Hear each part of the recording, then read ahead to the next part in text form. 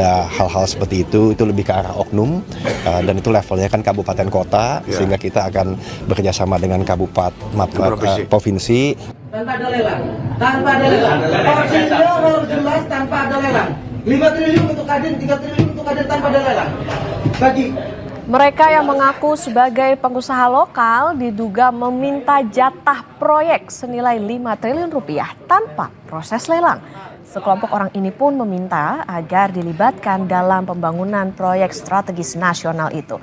Menanggapi hal tersebut, Kapolres Cilegon telah melakukan mediasi dengan melakukan pertemuan antara kedua pihak yang dijembatani oleh polisi. Kita mediasi, sudah kita lakukan pertemuan, hanya miskomunikasi saja antar pengusaha asing dan pengusaha lokal di Kota Cilegon. Sudah kita mediasi dan kita ultimatum, tidak ada pengancaman, kemudian tidak ada intimidasi. Apabila ada, kita tindak tegas. Alhamdulillah kemarin berjalan dengan lancar mediasinya, dan kedua belah pihak juga bersepakat tidak adanya ancaman maupun premanisme seperti itu. Sementara itu, Saudara, Ketua Umum Kadin Indonesia, Anindya Novian Bakri, menyampaikan akan mengecek sejumlah pengusaha yang diduga meminta jatah proyek pembangunan pada pengusaha asing di Cilegon. Anin juga menyebut akan mengirim tim untuk berdiskusi dengan pemerintah setempat dan sejumlah pihak lainnya membahas hal tersebut.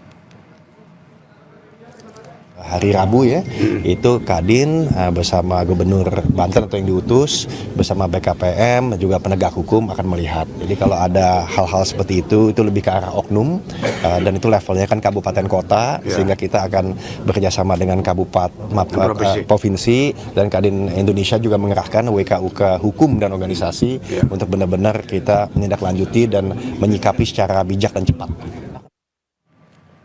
Pengusaha lokal di Cilegon, Banten menyayangkan aksi minta jatah proyek oleh pihak yang mengaku bagian dari organisasi pengusaha di Kota Cilegon yang viral di media sosial. Hal ini dikhawatirkan bisa menimbulkan persepsi bahwa pengusaha di Cilegon melakukan aksi premanisme. Selain itu, aksi ini juga berpotensi mengganggu iklim investasi di Banten. Perhatikan, tapi jangan sampai ada menuntut hak yang berlebihan gitu kan. Itu yang sebetulnya sehingga akhirnya menimbulkan persepsi seolah-olah bahwa pengusaha Cilegon itu